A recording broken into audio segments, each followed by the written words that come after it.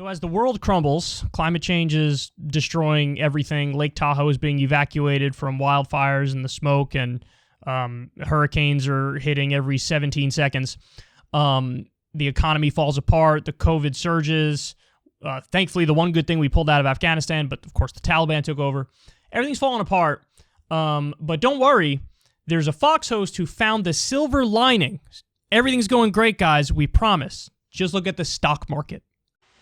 I've been covering the market since 1975. I've seen crashes, I've seen rallies, but I've never seen a stock price surge like the one we're in right now.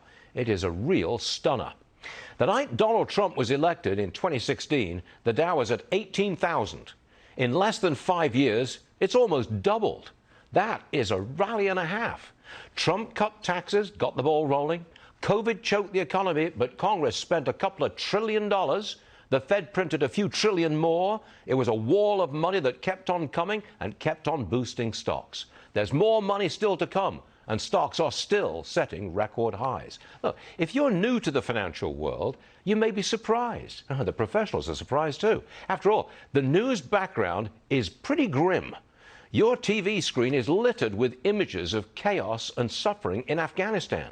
Your Facebook feed lists the Delta surge, mask and vaccine mandates. That's not exactly positive. Your grocery bill tells you inflation is real, and so does your gas bill.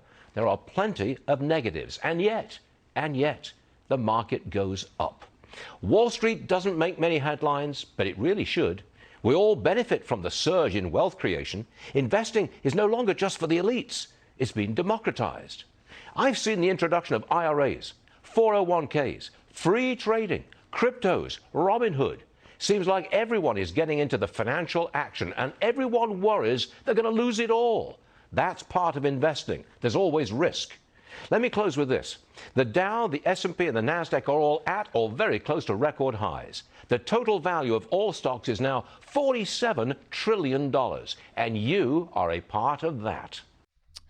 No, you are most likely not part of that. So just to put this in perspective, the top 1% owns 40% of stocks.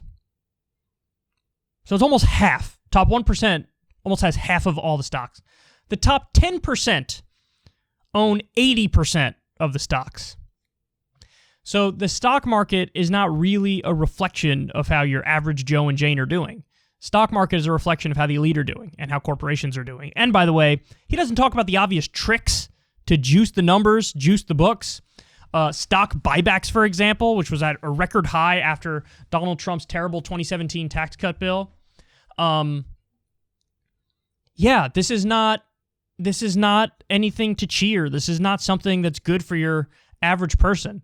This is really what it is a moniker, and it's indicative of the tremendous income and wealth inequality that we have in this country, that we really do live in two different Americas.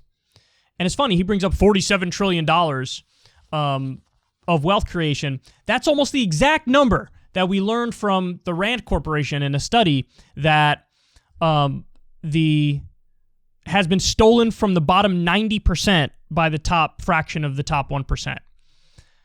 So if you just had the same wealth distribution that we had after World War II and up through the early 1970s, if you just had that same wealth distribution and income and wealth inequality today, the bottom 90% would be $47 trillion wealthier than it is.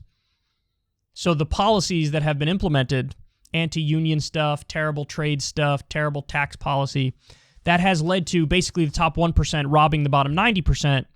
And if we just had that same wealth distribution that we had back during the golden age of economic expansion in the U.S., every single person in the bottom 90% would be $1,144 richer per month every month for the rest of their life.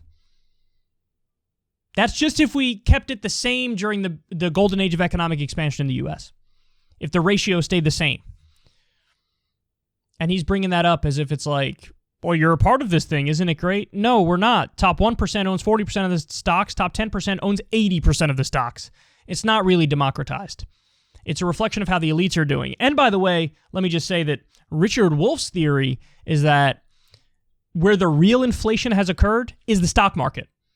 is the stock market. So yeah, it's massively inflated, but it's not connected to anything, and it appears to be totally arbitrary and random that it's, the stock market is doing well as everything else crumbles in the country. Well, the answer is there's quantitative easing, and there's endless Fed bailouts. I mean, they pumped trillions of dollars into the market in one day during COVID when everything was crashing. So it's artificially propped up. It's a house of cards. That's where the inflation is. It's in the market. But listen, what does this show you about Stuart Varney? As long as the wealthy and the corporations are getting theirs and doing well, as long as the elites are taken care of, he's happy. He even lists all the other stuff. He's like, we got COVID surging, we got this problem, we got that problem, everything's falling apart, but everything's great because the stock market's great. No, everything's terrible, and the stock market is not an indicator of how average people are doing. That's the obvious takeaway, but it goes right over his head because he's as elite as they get.